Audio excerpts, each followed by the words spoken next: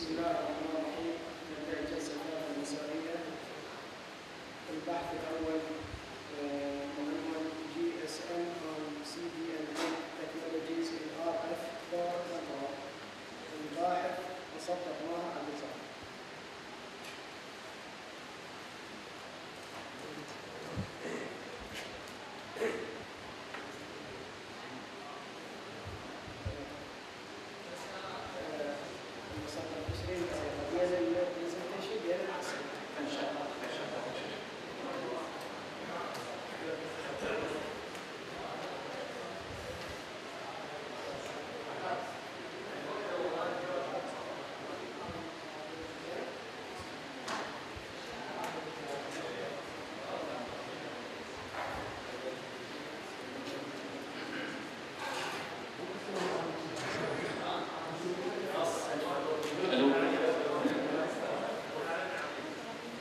السلام عليكم.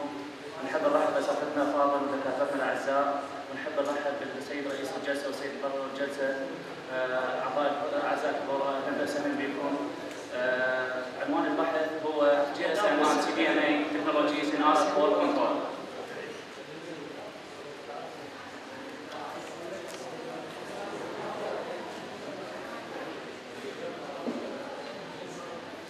طلاب رجاء كل من يبغى مكانه بدون رجاء، لانه عرض البحث. عنوان البحث هو GSM on CDMA Technologies in RF for Control. في البداية ملخص البحث هو يعنى البحث بدراسة القدرة في أماكن محددة لنظم الاتصال فيما يخص بنظامي التشغيل اللي هم GSM و CDMA. الGSM هو يمثل Global System for Mobile Communication، أما CDMA فهو Code Division Multiple Access. في البداية راح نقوم بعملية مقارنة بذكر تاريخ نظامي التشغيل، ثم نقوم بعملية مقارنة بين السيطرة على القدرة لكل من التقنيتين باعتبارها جزء رئيسي في أنظمة التشغيل. ونتيجة للبحث راح نوجد أن هنالك فروق عديدة بين السيطرة على القدرة لنظام GSM والسيطرة على القدرة لنظام CDMA. وكنتيجة للبحث لقد وجدنا أن هنالك فروق عديدة بين السيطرة على القدرة في هذا النظام والسيطرة على القدرة في نظام CDMA، وما يحدد لنا أن هنالك فرق بين عمل التقنيتين. كمقدمة تاريخية للنظم التشغيل التي تم استخدامها، أول جيل تم استخدامه هو جيل الأنالوج سيستم. الأنالوج سيستم هو النظام التناظري اللي تم استخدامه في بداية الثمانينات. كأمثلة على هذا النظام هو الNMT 450 والNMT 900 اللي هو نورديك موبايل تليفون. هي عبارة عن أول أجهزة تم استخدامها لنظام تشغيل معروف بالاسم التليفونات الأرضية اللي تم استخدامها. بالإضافة إلى هذا تم استخدام أنظمة التاكس وأنظمة الأمس. التاكس هو توتال أكسس كوميونيكيشن سيستم اللي تم اكتشافه في بريطانيا، وإضافة إلى الأمس اللي هو عبارة عن أدفانسد موبايل فون سيرفيس اللي تم اكتشافه في الولايات المتحدة الأمريكية وكندا. كل هذه الأنظمة كانت تشتغل على نظام الFDMA اللي هو Frequency Division Multiple Access. في بداية التسعينات تم اكتشاف الجيل الثاني اللي هو جيل GSM. الGSM هو عبارة عن Global System for Mobile Communication اللي هو مستخدم في جميع دول العالم تقريبا، يستخدموه بكثرة، وذلك للانترناشونال رومينج اللي تمت بحيث يمكن أي سبسكرايبر استخدام الموبايل GSM والانتقال بين الدول واستخدام نفس الموبايل للاتصال مع اختلاف السيم كارد اللي يستخدمه. أما التقنيات اللي تم استحداثها في هذا الجيل، فبعد اكتشاف تقنية الFDMA تم اكتشاف تقنية التايم ديفيجن مالتيبل اكسس اللي هي TDMA. باستخدام الدمج بين هاتين التقنيتين تم الحصول على هذا النظام اللي هو نظام GSM. وتم ايضا استحداث الديجيتال ترانسميشن. الديجيتال ترانسميشن ما يعني ان هنالك الارسال يتم بشكل رقمي، وكذلك يتم الموديليشن ايضا بشكل رقمي. بعد ذلك تم اكتشاف الثيرد جنريشن. الثيرد جنريشن هو عباره عن نظام CDMA اول ما استخدم في عام 2001. ال 3G are designed for data but with voice capabilities، يعني تم استخدامه بشكل رئيسي للداتا ولكن مع امكانيات اجراء اتصالات عن طريقه. في هذا النظام تم استخدام تقنيه جديده وهي استخدام فريكونسي واحد فقط للارسال، ولكن يتم تقسيم الفريكونسي الى مجموعه من الكودات.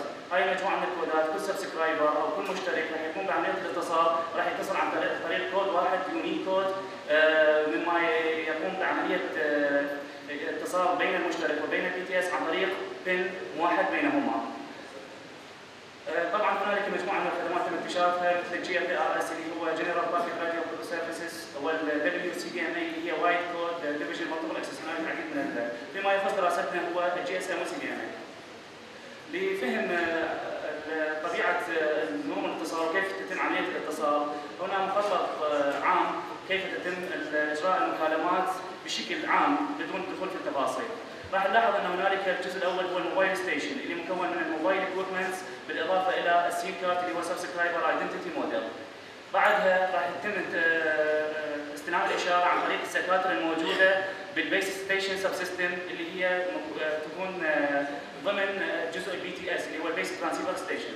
مجموعه البي تي اسات اللي تستلم الاشاره من مجموعه السايتات لمختلف المناطق، يتم عمليه نقل الاشاره الى البيس ستيشن كنترولر اللي هي تقوم بعمليه معالجه هذه المكالمات وتم نقلها الى الموبايل سويتشنج سنتر اللي هي المرحله الاخيره اللي هي مرحله النتورك مانجمنت اللي تتم عن طريقها اداره النتورك بشكل عام. بعدها راح تنتقل من الام اس سي الى مجموعه من السكشنات اللي راح تقوم بمعالجه الاشاره حسب نوع السكشن. عندنا في ار اللي هو الفيزيتور لوكيشن ريجستر، الاتش ال ار اللي هو الهوم لوكيشن ريجستر، الاي اي ار اللي هو اكويبمنت ايدنتيتي ريجستر، اضافه الى الاوثنتيكيشن سنتر. نحب ناخذ نظره سريعه على نظام الجي اس ام جلوبال سيستم فور موبايل كوميونيكيشن، نفهم شنو المعنى مالته وكيف تتم اليه العمل به. اليه العمل به هي تتم بالشكل الاتي: الجي اس ام هو عباره عن فورم اوف مالتيبلكسنج، يعني هو عباره عن مجموعه من التقسيمات تتم على الدومينات اللي هي بالنسبه للموجه الداخله. الموجه الداخليه تكون موجه انالوج، فتتم عمليه البروسيسنج عليها، عمليه المعالجه باستخدام احدى التقنيات، يا اما تي دي ام اي، يا اما لايف دي ام اي، يا اما ممكن انه تم اكتشاف بعد فيما بعد اكتشاف تقنيه جديده هي استخدام تي دي ام اي بير اف دي ام اي. الآلية هاي راح توضحها الأشكال الموجودة. مثل ما تلاحظون الفريكونسي ديفيجن مالتيبل اكسس راح يتم تقسيم الدومين الفريكونسي الى فريكونسي شانلز. الفريكونسي شانلز راح تكون كل فريكونسي شانل مع الفريكونسي شانل الاخرى يكون فارق الجارد باند اللي هو يمنع الانترفيرنس التداخلي اللي يتم. هذا راح يمثل لي فريكونسي ديفيجن اللي قام بتقسيم الفريكونسيات الى مجموعه من الشانلات. بالنسبه للتايم ديفيجن مالتيبل اكسس راح يقوم بعمليه تقسيم التايم دومين. عن طريق تقسيم التايم دومين راح يحول لي مجموعه بعد ما كان موجه كامله للتايم دومين الى مجموعه من التايم سلوتات اللي ايضا موصوله بالجارد تايم. الجارد تايم هو ايضا يمنع لي الانترفيرنس اللي ممكن يكون بالنسبه للباند مالتي. هذه عمليه تي دي ام اي بير اف دي ام اي، اذا عمليه تقسيم وذلك الحصول على مور كابابيلتي، وممكن اني استخدم الموجه مالتي بشكل افضل واقدر استغلها بشكل افضل، فاستخدم تي دي ام اي بير اف دي ام اي حتى احصل على نتائج افضل. اما بالنسبه للنظام الاخير هو سي دي ام اي، السي دي ام اي هو الكود ديفيجن مالتيبل اكسس اللي مثل ما تفضلنا يستخدم فريكونسي واحد للارسال، وهذا الفريكونسي الواحد راح يتم تقسيمه الى مجموعه كبيره من الكودات، كل كود يستخدم كوسيله للاتصال مع السبسكرايبر، بدل ما كان بالجي اس ام عمليه تعامل عن طريق الفريكونسي وتقسيم للتايم ديفيجن. لاحظ انه السي دي ام اي تكون مور سكيور ذان الجي اس ام.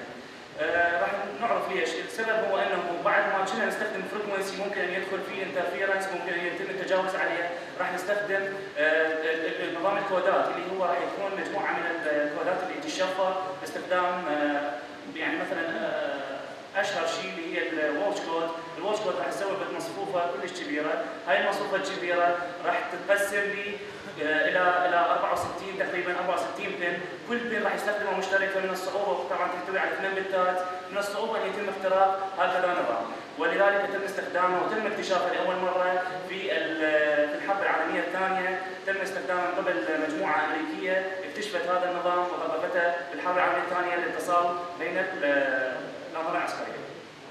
مثل ما تلاحظون الكود ديفيجن راح يتم بالطريقه الاتيه، راح يكون عندي نفس التايم دومين والفريكونسي دومين، لكن مع فرق السبريدنج كود، راح يكون عندي كود 1 كود 2 كود 3 كود 4، كل كود راح تكون مهيئه ان تكون انترفيس بالنسبه للسبسكرايبر مع البيس ستيشن. الان مرحله الكيس ستدي راح نسلط الضوء على جي اس ام باور كنترول. الجي اس ام باور كنترول طريقه السيطره على القدره في جزء معين من نظم التشغيل اللي هو يتعلق بالار اف سكشن. الار اف سكشن هو المرحله اللي موجوده بين السبسكرايبر وبين البيس ستيشن اللي تربط الاشاره من عنده. على فرض انه يكون مشترك زين راح يشترك مع البرج الموجود في جامعه بابل، راح يضبط لي السكاتر اللي موجوده ب اي بي 437، راح يضبط لي الاشاره عن طريق السكاتر الموجوده في اعلى وينقل لي الاشاره الى البيس ستيشن ترانسيفر لتقوم بعمليه الموديليشن وتحويلها الى ديجيتال سيجنال. راح نلاحظ انه كيفيه السيطره على القدره دائما لما تتم عمليه نقل في نظام الاتصالات لازم تتم عن طريق قدره. اي اتصال يتم عن طريق قدره تجهزه حتى يتم نقل الشانلز وتنقل معاها الداتا اللي راح تمثل لي الاتصال. في نظام الجي اس ام راح تكون عندي البروسيس هي عباره عن فرض للموبايل، الموبايل يتحرك بصوره مستمره بعيدا وقريبا عن البي تي اس. الوظيفه اللي لازم تكون بالنسبه للباور كنترول هو انه توحد الباور لجميع الموبايلات، يعني ممكن انه نستخدم جميع الموبايلات نستخدمها بنفس الباور، نحاول ان نحصل نفس الباور سترينث حتى نحصل على لينك كواليتي اللي احنا نريده. فبالتالي من جهه الجي اس ام راح يكون عندي الفرض كما يلي، راح تقوم البيس ستيشن باستلام الاشاره من الموبايل، راح تعرف انه مدى بعده عنها والسيجنال سترينث اللي موجود، بالتالي راح تقوم باعطاء الموبايل سيجنال نعم باعطاء الاشاره اللي يتم باختيار الباور كنترول اللي ممكن يستخدمها مثل ما تلاحظون بالرسم بعده وقربه عن البي تي اس. بالنسبه للجي اس ام باور كلاس راح نلاحظ انه هذا يتم بعمليه موازنه الباور، اعطائها للموبايل لكي يستخدمها في عمليه اختيار الباور المناسبه للاتصال. وهذا الجدول راح تلاحظون من عنده انه هنالك مجموعه من الباور كلاسات اللي يعطيها بيس ستيشن للموبايل حتى يختار الماكسيمم باور اللي ممكن يختارها حتى نحصل على اللينك كواليتي. بالنسبه للسي دي ام اي باور كنترول راح يكون الباور كنترول بالسي دي ام اي مور امبورتنت لانه هو عباره عن عمليه انه يكون انترفيرنس سيستم، فبالتالي يكون الباور كنترول عليه اكثر، فبالتالي راح تكون عندي مور باور كنترول. راح يكون الكنترول من جهه البي تي اس وكنترول من جهه الموبايل.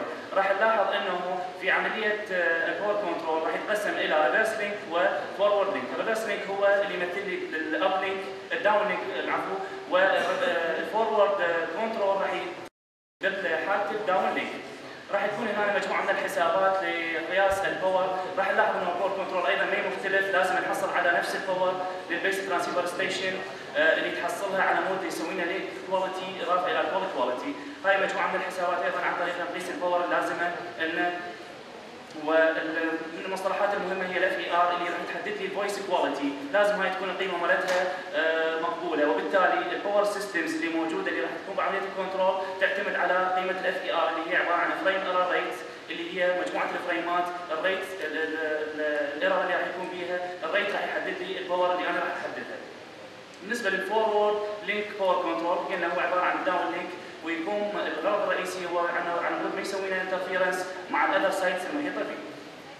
الجي اس ام والسي دي ام اي هاي كومباريشن سريعه بين ذم اللي انه السيستم راح يكون بالنسبه للجي اس ام الموبايل القريب عليها راح يكون السيجنال مالته قويه، اما الموبايل البعيد فتكون السيجنال مالته ضعيفه. اما بالنسبه للسي دي ام اي راح تكون عندي جميع السيجنالز متساويه لانه من جهه البي تي اس ايضا اكو باور كنترول اللي هي مختلفه عن الجي اس ام. على مود احسن الاشاره بالجي اس ام لازم اضيف بالنسبه لي مجموعه من السايتات حتى احصل لي الاشاره المطلوبه، اما بالنسبه للسي دي ام اي فاتطلب عدد قليل من السايتات حتى احصل لي اشاره وذلك نسبه لعملها وطبيعته. ايضا هنا بالجي اس ام ما لاحظنا اكو فورورد وريفرس باور كنترول، بالسي دي ام اي اكو باور كنترول. لاحظنا ايضا الجي اس ام هو عباره عن ماتشور سيستم باعتبار انه احنا متمرسين عليه ونعرف طبيعته بالضبط، اما بالنسبه للسي دي ام اي فهو نظام جدا معقد لانه كانترفيرنس سيستم راح يتم به مجموعه معقده من الكنترولز حتى اني اسيطر عليه. نستنتج من بحثنا انه الباور كنترول راح يكون اسينشال فور اي جي اس ام ان سي دي ام اي. راح وظيفته الرئيسيه هو انه البيس ستيشن يحصل على اشاره نفس الاشاره في جميع الحالات سواء كان موبايل قريب او بعيد عن البيس ستيشن. الار اف باور كنترول في جي اس ام عرفنا انه يقوم بعمليه ريديوس للباور او انكريز حسب موقعه من السايت. وقلنا مثل ما قلنا يكون اسينشال بالنسبه للسي دي ام اي بحكم انه عباره عن يستخدم فريكونسي واحد فالانترفيرنس يكون عالي وبالتالي الباور كنترول راح يكون اسينشال فور سي دي ام اي. راح الار اف طبيعته تتغير بالنسبه للسي دي ام اي لانه الباور كنترول يكون اسرع ويتغير اكثر من مره وبالتالي راح يؤدي لي هذا الى انه الار اف باور كنترول او الباور بشكل عام راح تتغير بشكل مستمر. بعض الاحيان تلاحظون انه الموبايل يحمى في اجهزه السي دي ام اي اللي هي كلمات او امنيه، سبب انه يحمى هو راجع للباور كنترول، الموبايل عندما يكون بعيد عن السايت راح تفرض عليه البي تي اس انه يقوم بعمليه زياده للباور، فزياده الباور وطبعا السي دي ام اي تصرف باور عاليه راح يؤدي لهذا الى انه يحمى الموبايل طبيعه الباور اللي طالع عن الموبايل حتى يقدر يحصل اللينك كواليتي ويا السايت القريب عنه او البعيد عنه. ونشكركم جزيل الشكر وشكرا لسادتنا على حسن الاستماع. شكرا جزيلا. في عنده سؤال عندنا 5 دقائق. نسأل مثال.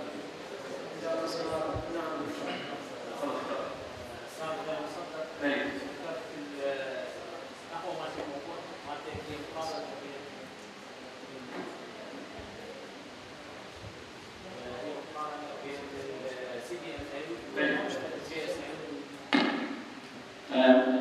من حيث الباور كنترول، نعم. بالنسبه للباور اللي هسه ترانسميتد من خلال الابراج، نعم. مدى تاثيرها علينا احنا كهيوم البديل؟ طبعا هذا موضوع جدا هام وبصراحه وللاسف هو مهمل في العراق. في العراق الباور كنترول لازم يعني احنا نلاحظ انه السي دي ام اي قل استعماله في العالم. استعماله قليل هو يرجع الى انه الباور اللي ترانسميتد من عنده راح تكون جدا عاليه ومضره بالصحه على مدى التعرض لها بشكل مستمر. التعرض المستمر دائما لاي قيمه للباور راح يؤدي لي الى مضار جسديه، مضار تتعلق بالجلد وهذا اللي اثبتوه الاطباء بالعالم، ولذلك لا ينصح باستخدام تقنيه السي دي ام اي مع العلم ان اكتشفنا المميزات اللي ممكن نقدمها والسكيورتي العالي اللي ممكن نقدمها، لكن مع ذلك ما تنصح دول العالم لانه شرط عملها هو باور عالي. هنا الرقابه الصحيه هي تعتمد على المال، كل ما كان المال اكثر كل ما كان التقنيه مضبوطه وكل ما كانت التقنيه جاهزه للعمل، وللاسف راح تتعرض العالم في جميع انحاء العراق سواء من سين او اسيا او كلمات او امنيه لامتصاص مجموعه كبيره من الباور، لكن احنا ما نحس بيها وراح نحس بيها يعني لا سامح الله، بس هي هذا الشيء موجود ولازم يعني رقابه صحيه بالاعوام المقبله. يعني بصراحه مجموعه من السايتات موجوده خاصه بزين موجوده على البيوت وهي عباره عن بي اس سيات، البي اس سي يتم صرف الباور فيها بشكل جدا عالي. الباور العاليه هاي لازم يتم تقليلها او يتم عمليه ازاله البي اس سي وجعلها في اطراف المحافظات، دائما يتم في اطراف المحافظات هي او البالكون او الاس دي اتش لينك، فهذه كلها تصير قريبه عن المحافظات تتعرض المحافظات الى مجموعه كبيره من الباور اللي تؤدي الى ايذاء المواطنين ولكن بشكل بطيء وممكن انه نحس به في المستقبل البعيد.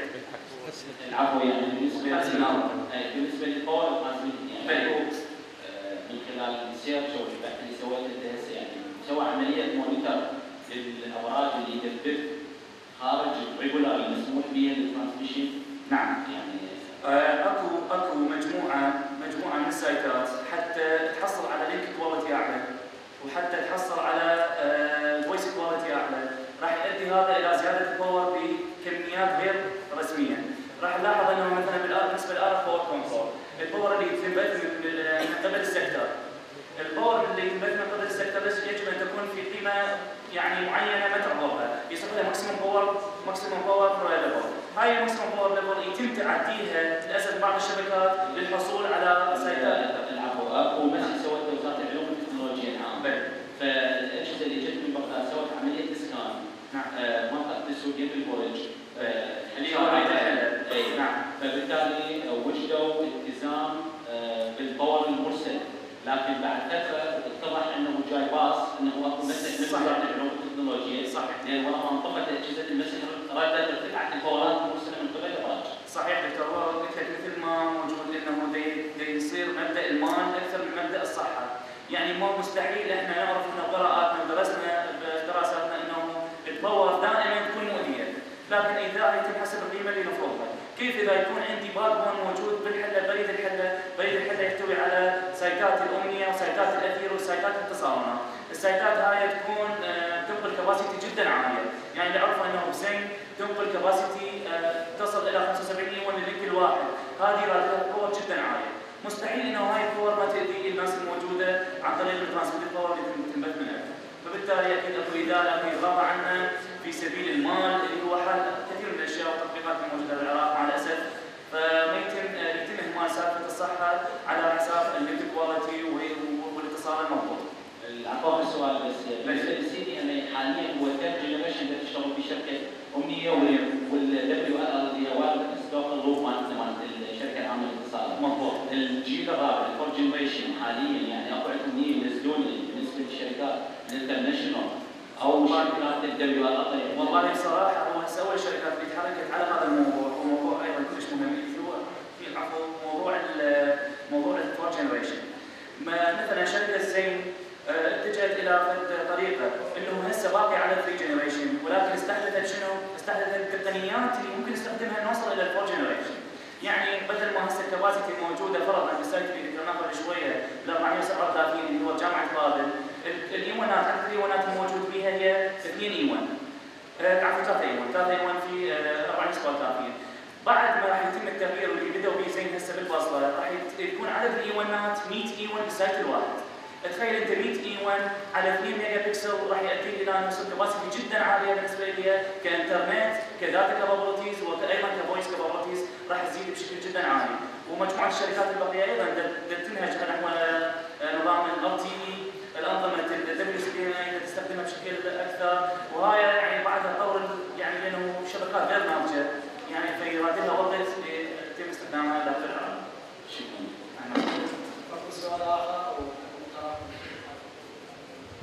حقيقه لو اكو سؤال انا عندي مقترح للباحث مصدر. اقترح انه يغير اسم البحث الى comparative study for GSM والCDMA لانه هو الشغل مالته comparative study. مضبوط صحيح. هو بصراحه دكتور قبل ما انهج هذا الاسم فكرت انه ما كنت بطريقه انه هو comparative study between GSM وCDMA بشكل جنرال، لكن حبيت انه نخصص بهذا الموضوع فكتبت انه CDMA GSM NR for control اللي هو على مدى اتخصص بالموضوع لانه هو ما راح اقدر اغطي كل المساحات اللي موجوده وكل التطبيقات اللي خلال التقنيتين، فحبيت انه اتخصص بالفور كنترول فقط. حتى انا قلت له نفس الموضوع قبل ما يكتب قلت لك كمباريتيف ستدي بس هو غير. نعم.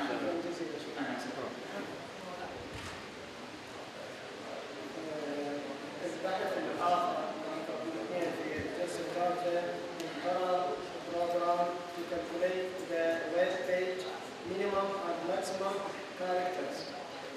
اسم الباحث إيهاب عبد الرزاق. نرجو الأستاذ إيهاب يلتزم بالوقت والالتزام بالسمع. عندك أستاذ إيهاب 20 دقيقة بين البرزنتيشن عن الموضوع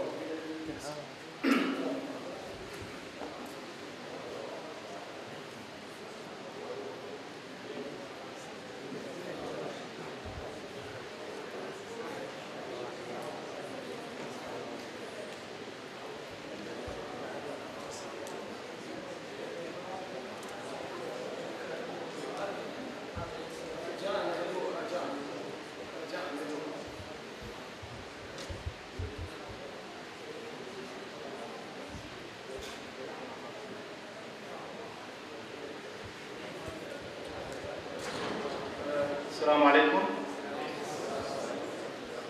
البحث عنوانه Bubble Program to calculate the maximum and minimum characters in web page. طبعا الفائدة العملية من البحث هي ليست حساب الماكسيمم والمينيمم كاركترز ان ويب بيج، لأن العملية جدا بسيطة، وإنما العملية اللي نحتاجها واللي نركز عليها بالبحث هو البرل بروجرام، كيفية تسريع منظومة البحث أو منظومة التنفيذ داخل أي نظام محوسب. هذا اللي يعني احنا نطمح له في الحاسبات أو في شغلنا كمهندسين حاسبات. هو البحث طبعا موجود أو اختصاص الدقيق مالته بالديستريبيوتيف كمبيوتر سيستم، متعلق بالمالتي بروسيسنج. فالتقنية اللي راح نستخدمها هي تسمى بالبي ثريد، اللي هو عباره عن بارل ثريد المسمات بالبوسكس ثريد بي ثريد لايبراريز.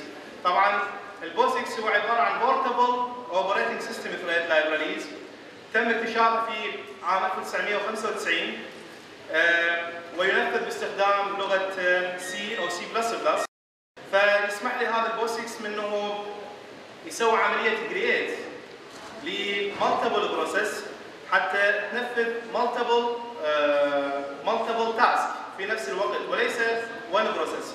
هذا اللي راح نركز عليه في بحثنا هذا، وهذا راح يكون شائع وين في منظومات مالتي كور بروسيسنج. التقنيه اللي كانت تسبق او المقارنه حتى نسوي مقارنه ما بين الثريدنج والفوركينج. تقنيه الفوركينج والثريدنج. الفوركينج هو عباره عن تقنيه مشابهه للبروسيسنج او الثريدنج، لكن كانت موجوده بنظام اليونكس، بس المأخذ اللي عليها تمتاز هاي التقنيه بانها اكسبنسيف وتختلف عن تقنيه الثريدنج. تقنيه تمتاز بكونها تحتاج الى هيفي ويت، يطلق عليها بالهيفي ويت، وحل محلها تقنيه اسمها تقنيه الثريدنج. فتقنيه الثريدنج هي اللي حلت حاليا في نظام لينكس، واليوزر بامكانه انه يولد مجموعه من الثريد في آن واحد حتى تشتغل على مالتي تاسك. وين نحتاج هاي التقنيه وليش نحتاج؟ نحتاج عندما يكون عندي مسائل كبيره موجوده او يتطلب حلها، فنحتاج الان نولد مجموعه من الثريدز حتى تشتغل at the same time في نفس الوقت وتحل لي المشكله باسرع وقت، حتى ما يصير عندي السوفت وير يعاني من السلو حتى نسوي عمليه الفاستر. فايش نحتاج؟ نحتاج بعملنا هذا انه نضمن بالهدر مالت السي بلس بلس الشغلات التاليه اللي هي اللايبراري مالت البي ثريد اللي هي هاي موجوده، اللي هي include bthread.h، وكذلك السيمافور ايضا نحتاجها، ونحتاج الى ما يسمى بالسوكت. السوكت نحتاجه حتى نسوي داونلود للبيج او البيج، ونحتاج الى كومبايلر معين اللي هو جي بلس بلس حتى نسوي عمليه كومبايلر للبرنامج مالتنا. والمشكله اللي تواجهنا الشيء اكيد بعمليه الثريد هي عمليه الميموري، شلون نسيطر على الجلوبال ميموري عندما يكون عندي مالتيبل ثريد اللي تستخدم هذه الميموري ات ذا سيم تايم، فيحتاج نسوي عمليه تزامن حتى نسوي عمليه الماتشوال اكسكيوشن، عمليه التبادل بالاستخدام. فنحتاج من نطبق هذا الثريد الى موتكس، هذا هو الموتكس اللي نحتاجه. هذا راح يسوي عمليه لوك اللوك، لوك واللوك، لوك يمتى واللوك يمتى. عندما بروسيسور تدخل داخل الذاكره وتجي بروسيسور اخرى تطلب نفس الريسورس، فراح الموتكس يسوي له لوك البروسيسور ويخليه في حاله ويت، والبروسيسور الموجوده راح تدخل تستخدم هذا الريسورسز. ونحتاج ايضا مثل هذا الرسم يوضح لنا شلون انه البروسيس عندما تكون في حاله اللوك راح تكون في حاله الويت، في حاله انتظار، وعندنا هاي البروسيس في حاله اللوك يعني قاعد تستخدم المصادر وتنفذ الشغل مالتها. طبعا البرر الكمبيوتر هو جزء جدا مهم في منظومه الحاسبات اللي نحتاجه من إيليمنت حتى نسوي برر البروجرام وبرر الكمبيوتر. نحتاج الى مالتيبل بروسيس، وهذا هو الثريد نفسه مالتيبل بروسيس. نحتاج الى مالتيبل ميموري اللي هو نقدر نسوي ستاك معين ونسوي له شير. نحتاج الى انتر كونكتد نيتورك، ايضا نحتاج الى شبكه انترنت متصلين بها. وايضا العالم اللي اسمه بيرنستين كونديشن، هذا العالم وضع 3 شروط حتى يقدر يميز انه البرنامج اللي انا كاتبه هو عباره عن برنامج بارلل او سيكونشال. فالشروط اللي خلاها هي هاي الشروط الثلاثه، من خلالها اذا باوعنا على اي برنامج نقدر نقول هذا البرنامج يشتغل بارلل لو يشتغل سيكونشال. بارلل يعني كل خطوه منفصله عن الخطوه اللي تليها، بس السيكونشال لا، انه الخطوه الثانيه تنتظر الاولى وبالعكس، يعني وحده تكون معتمده على الثانيه. وهذا الشيء يسوي البرنامج يسوي سلو، يعني يسوي عمليه سلولي بالبرنامج، يعني كل خطوه راح تعتمد على الخطوه اللي وراها، وهذا راح يؤدي انه يصبح البرنامج مالتي غير فعال وبطيء. طبعا فد كود معينه تبين لنا انه البرنامج مالتي ديبندنت او اندبندنت. ديبندنت يكون معتمد وما يشتغل بارل. اما النوع الثاني الاندبندنت اللي يكون هو عباره عن برنامج بارل وما يحتاج الخطوه اللي وراها، فهذا هو البرنامج الفوق الفانكشن هو ديبندنت بين اي وبي. ليش؟ لان دا نشوف بانه المدخل السي دا يستخدم كمخرج ايضا يحتاجه في الخطوه اللي تليها اللي هي الخطوه رقم 3، وهذا معناته انه اكو اعتماديه. اما الخطوه او البرنامج الثاني دا نشوف ماكو اي اعتماديه ما بين الكونديشن اللي خلاهن العالم هذا اللي اسمه بيرنستين كونديشن، من خلال انه قال بانه الانبوت مال الجي تقاطع الاوتبوت مال الاي يساوي فاي. لازم ثاني شروط كلها تتحققن حتى البرنامج يصبح برنامج برر اللي هي شروط 3 وكونديشنات 3.